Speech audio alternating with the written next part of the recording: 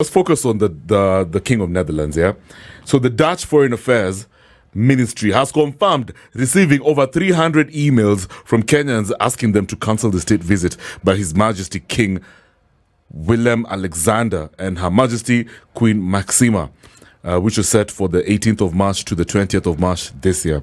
Now, this comes after the Royal House of the Netherlands last week stated that the 3-day visit is at the invitation of President William Ruto and represents a watershed moment in the two countries' relationship.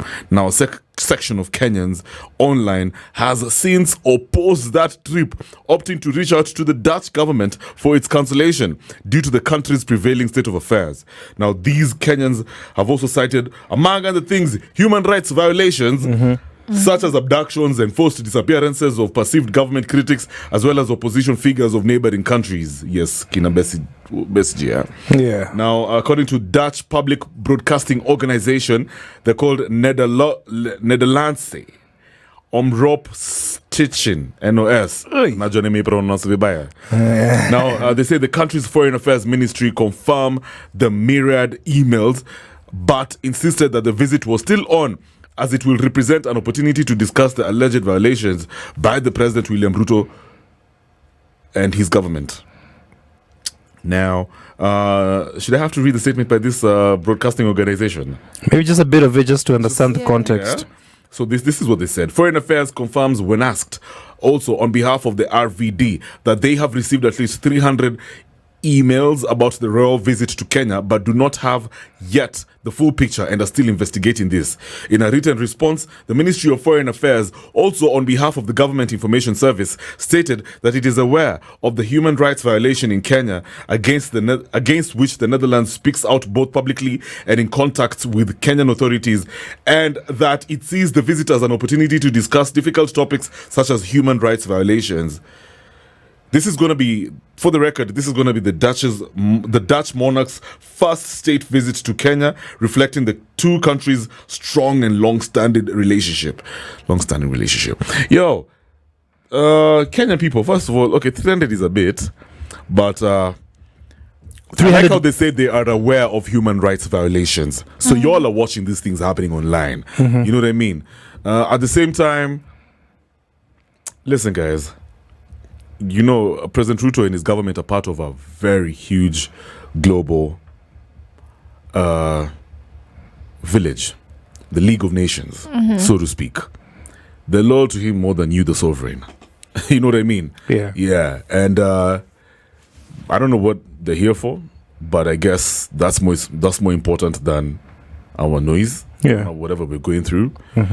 And I don't know, man. Like, listen. Right now, Kenyans need to understand, that all this noise that we make online, the guys who are going to resonate, other guys are not going to resonate. Yeah. You know, I feel like the only important thing is just wait and see what's going to happen in the ballot. That's the only power that we truly have. You know, because I know it's symbolic. If at all the king changed his mind and said, "Oh, I'm cancelling," that would have been so big, especially after an invite from a fellow head of state. That would have been crazy. I don't think he was actually going to easily cancel the state visit. You see, now, us guys are talking about, we're talking about it from a humanely perspective or a citizen perspective. But these leaders, heads of state, they have their own kind of relationships. Yeah, they have their own partnerships and agendas. So they really overlook the agenda of the people. That's the main thing. Yeah. So he might just end up coming because it's a state visit and he does his own thing. But let the message be put across. Let people make noise. We don't want these alliances. King Charles came through. Yeah. You guys were talking about, when he's here, let him address repatriation. Yes, repatriation. He didn't even mention anything about it. You know what I mean? He came through because they have their own thing going on. Yeah. There's nothing like over at your historical injustices is gonna, make the king change his mind about coming to Kenya. So yeah. I don't know what you have tunaendelea na biashara ama tuendelee na biashara. It's just that. No one cares about the people. But in all honesty, before you invite a guest into your own house, aren't you, the first rule that all our moms taught us is make sure the house is clean? The guest doesn't need to come in and find your socks everywhere, dishes unwashed, the place isn't kept, there's cockroaches and ants everywhere in the house. They need to find the house is clean. And we all know, when your mom gives you that look and she's holding the wooden cooking spoon, you have to clean up the house. But with this government, it's different. it's like, okay, we'll hide everything under the rug. Yeah. But come in, just don't step on Everything the rug. is normal. Yeah. And it's like, how much are you going to try and shield, other people, You can't. your guests' eyes from all of this? And especially, do you know that Nelson Amenya, the Adani whistleblower, he's having a conversation with the Dutch national broadcaster. Yeah, So I did a bit of reading on the ICC case that was, on President Ruto, and I just discovered that he was never acquitted. The court actually refused to acquit him, but the case was dismissed for lack of evidence.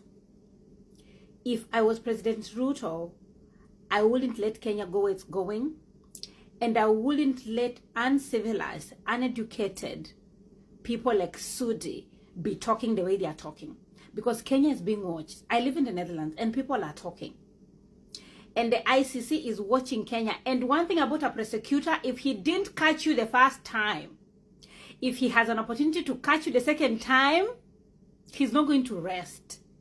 So for President Ruto, people are digging a grave for you. Don't let your loose dogs like Sudi be talking rubbish like that and polarizing the country before 2027. It's gonna be trouble for you. Excellency Dr. William Samoei Ruto aka-invite president wa Netherlands. In case you don't know, Netherlands ndio Hague hukua. Huko ndio Hague iko. So president akamu-invite ndio waongee maneno mawili matatu. Wakenya nao wakasema tumesema hakuji.